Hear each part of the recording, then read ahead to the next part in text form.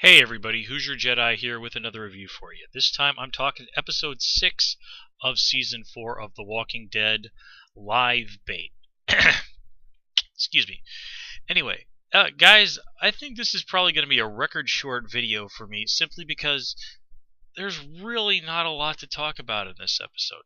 This episode, not to put too fine a point on it, was just boring.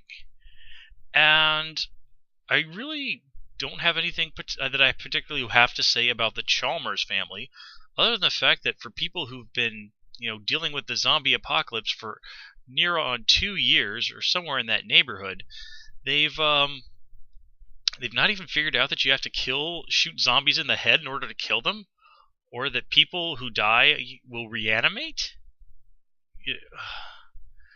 I mean, yeah, it's kind of explained that he's basically managed to securely hole himself up in this little hidey hole that they have, but still, gosh.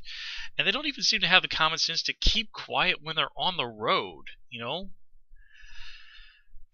And the real thing here is, of course, that this episode isn't meant to make us, feel bad for the governor, to sympathize for him. Well, the governor was already portrayed sympathetically several times last season. We've seen him as an emotional and caring person, or at least there is a side of that to him.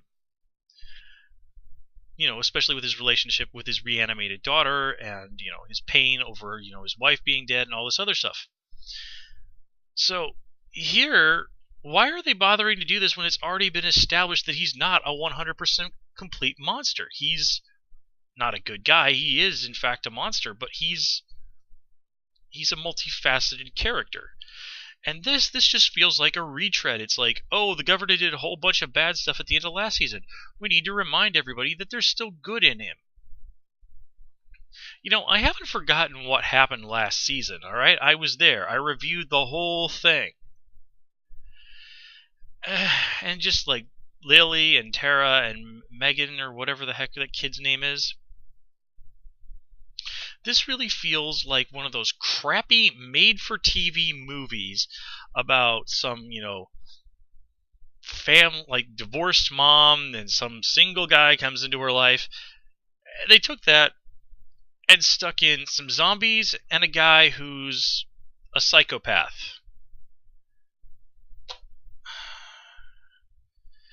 Seriously, I mean, yeah, the last couple of minutes were cool with some, zombie fighting action, and that fellow Martinez popping up again. Okay, I didn't see that coming.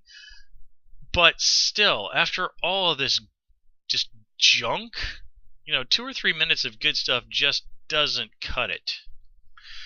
I gotta say, this is one of the more disappointing...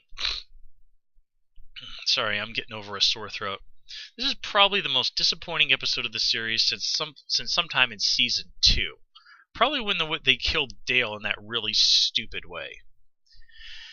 Anyway, guys, that's really all I have to say about this episode.